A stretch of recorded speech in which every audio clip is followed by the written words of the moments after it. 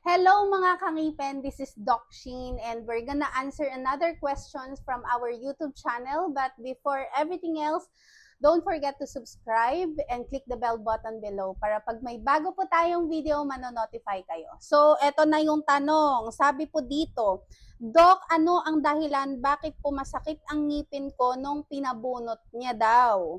So, nakadalawang beses na ng anesthesia, hindi pa rin tumatalab. Sa madaling salita, bakit hindi tumatalab yung anesthesia sa kanya habang binubunutan siya? Masakit pa rin.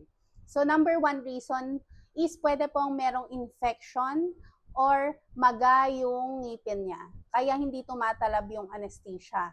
And nangyayari po kasi kapag maga, pwede pong acidic na yung surrounding ng ngipin, kaya yung anesthesia hindi po talaga tatalab. Number two, pwedeng mali ang location ng pag-anesthesia sa ngipin niya. Although, that is rare na nangyayari. Number three is pwede rin na sa sobrang kaba, sobrang kinakabahan siya, hindi po tumatalab talaga yung anesthesia, ang feeling nila. Kahit na anesthetize na yung area, pero sa sobrang takot or sobrang anxiety, pwede pong feeling nila masakit pa rin.